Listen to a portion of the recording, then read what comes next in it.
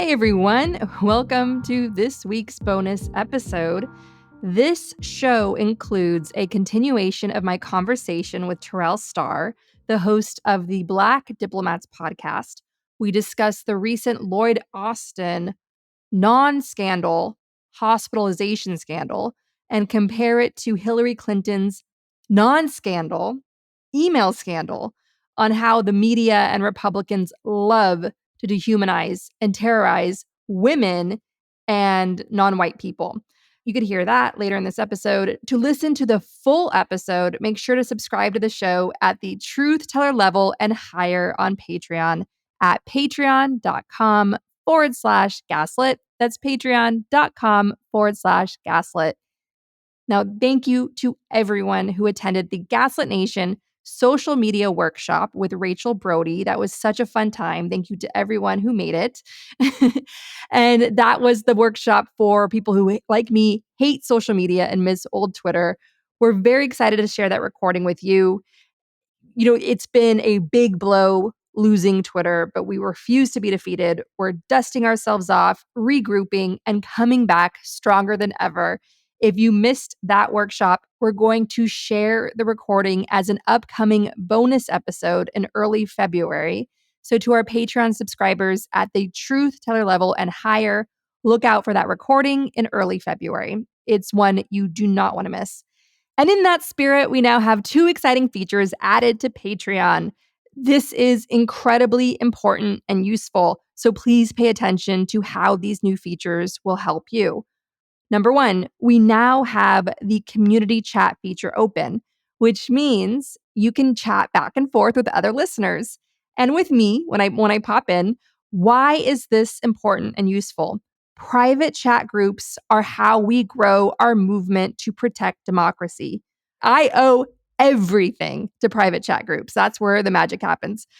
Private chat groups, for instance, let you drop your social media handles into the community chat and ask people to follow you and follow other listeners to amplify each other on those platforms.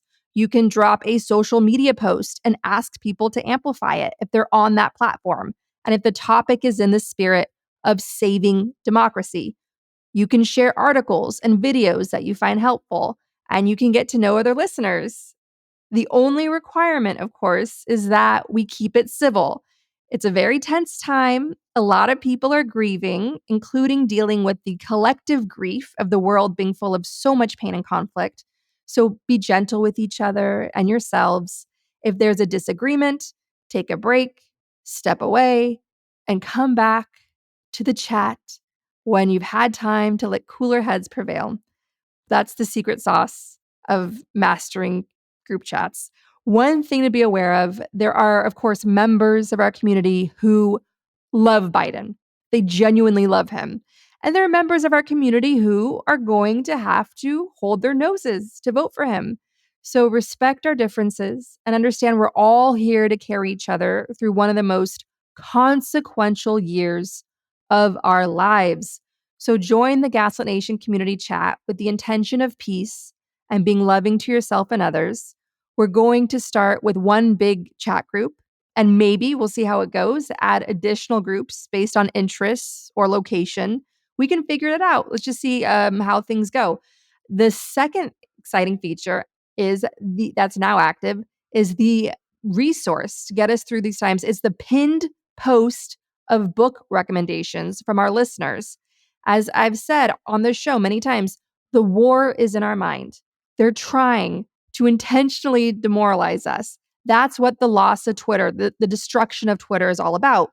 China, yes, there are all these reports that China is absolutely weaponizing TikTok to influence people, to spread disinformation, to demoralize, distract, and so on. Bannon, the Kremlin, they all gloat about their powers, their dark arts of mind hacking, manipulating you. They're proud of this. They gloat about it. So reading books, sharing books that are helping you make sense of the world, process the world, heal, see from new perspectives, find some breathing room. All those books, including and especially fiction, are invaluable to us. So share the books that are helping you in the comment section of the pinned post on book recommendations on Patreon, or you can send them to me in a private chat. And I'll add the comments, the messages with book recommendations to the pinned post to make sure that other listeners see them. So if you are a member of our Patreon community, just check into that pinned post on books our listeners recommend from time to time. If you need new reading material, if you want to see what everyone's reading, and I'm going to organize that through category like arts and culture, history, and fiction. And so that way you can jump to the category you're most interested in for what you're looking for. And obviously, if someone's like, here's a woodworking book, we'll consider it. We'll consider it for the pin post.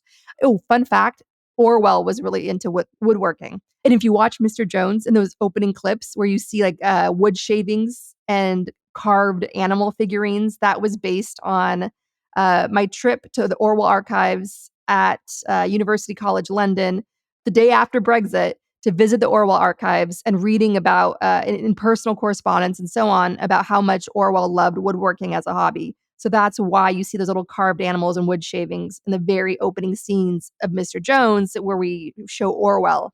A little fun tangent there for you. So these are two new great features. They were generated by our listeners. We launched this because our listeners asked for it. So now you have it.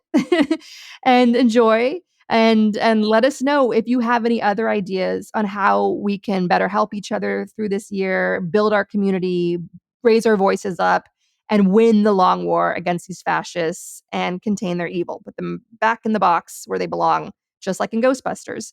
In this episode, speaking of listener-generated ideas, this week's bonus show is looking into an important topic that comes from a listener's question.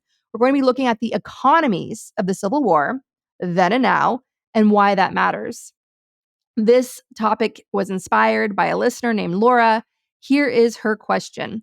Laura wrote in, I've listened to part 2 of the interview with Heather Cox Richardson and am perplexed by something she said.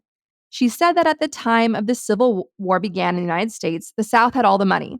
That is simply not true. Yes, I understand the population of people living in the southern states had a significant monetary value, which may be what she was trying to say, but the higher concentration of wealth was in the northern states, and it's concerning to me to hear a historian share completely wrong information on a podcast that I trust. What am I missing here? I went back to the transcript to make sure I didn't hear incorrectly. The remarks are around the 30-minute mark. All right, so Laura, we will play a clip of that. Here's historian Heather Cox Richardson, author of Democracy Rising, on the economies of the North versus the South on the eve of the Civil War and why that matters today. We're not there yet in terms of authoritarianism in its full form. It's certainly a threat, but we're not there yet. Now, one of the things that you say, though, in terms of breaking up the country is really interesting to me. And I play this out a lot. When you think about the American Civil War in the 1860s, one of the things that is central, and again, we don't talk about a lot, is the fact that in the 1860s, when the war broke out in 1860, it was the American South that was the one that had all the money. The institution of human enslavement and the cotton it produced was solid gold. I mean, there's a reason that they said cotton is king. They were some of the richest people in the world. And the North was not. I mean, industrialization was just taking off. There wasn't really a financial system that supported it yet. The country after 1857, in the North especially, was in a depression. And so I've never actually seen a politician talk about this. I've never seen that. And I've read all their papers and all that. So this is me looking back on this. I think there was a sense that the North couldn't let the South go. The United States couldn't let the South go because that's where all the money was. And the reason that I think about, and of course, that's not how it played out at all. I mean, the North ends up being the side that industrializes and has a much more effective government that managed to make people more productive and on and on and on. The North ends up with all the money forever from there on, right?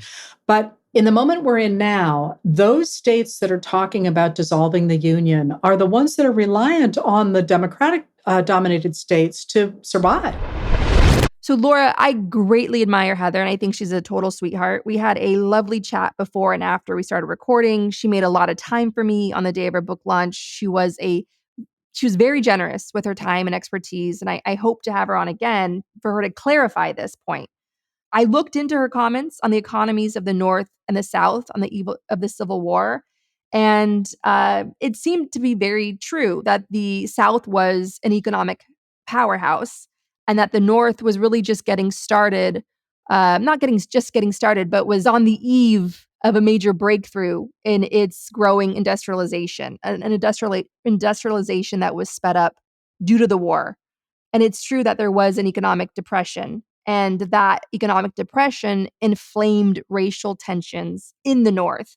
There were white people that didn't want to fight in the war, didn't want to be drafted. Like, why had this attitude of like, why are you drafting me? Get a black person to fight. And then when black people were drafted to fight in the Civil War, you had white people refusing to fight because they didn't want to fight alongside or in a military along that included black people. And you had white riots, white rage riots, scapegoating black people, accusing them of taking their jobs during the depression that was hitting the North. And the source for that is PBS. I'll link to in the show notes. So it seems, that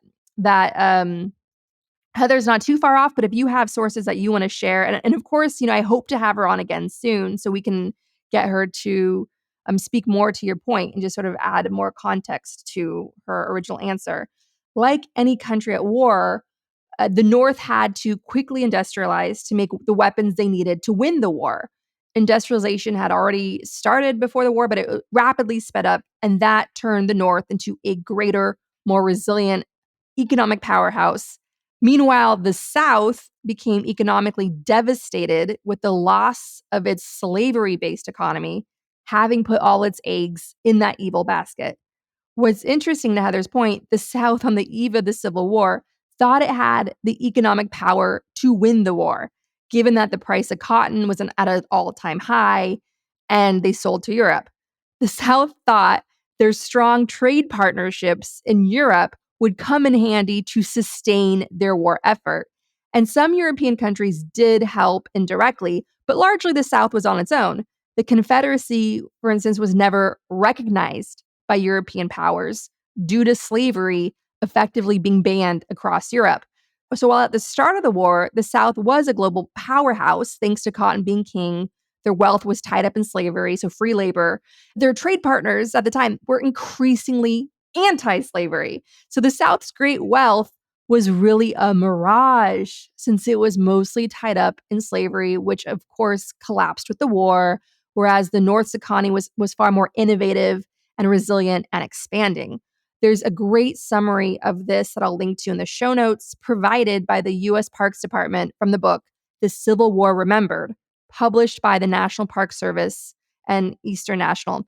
Now let's look at today's Civil War.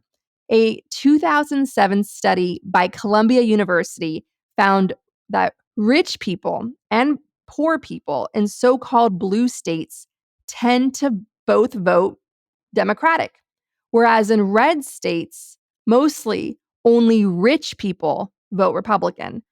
What's more, a 2023 Washington Post analysis found that in every industry, so-called red states have higher turnover, meaning workers bounced around more. CEOs, small business owners had lower retention rates for keeping workers. This is across all industries. So taking those data points together, it's pretty clear that the Republican ideology of greed is good, of exploiting workers, refusing to raise the federal minimum wage, and cost cutting with layoffs to enrich those at the very top. Basically, the Republican culture of greed makes being a worker in a largely Republican-run state difficult because you have to change jobs to find the ones that might respect you. And on top of that, your state government is constantly cutting taxes to chip away at your quality of life and pass laws to intrude on your private life and put your life in danger with abortion bans and laws attacking the rights of gay people, of trans people and their families to live peacefully. So when you see reports and books like Jeff Charlotte's The Undertow on how America is in a slow-moving civil war, that we're becoming two Americas with the majority of wealth and consistently high quality of life rankings typically found in so-called blue states, the larger trends show things are more complicated than that.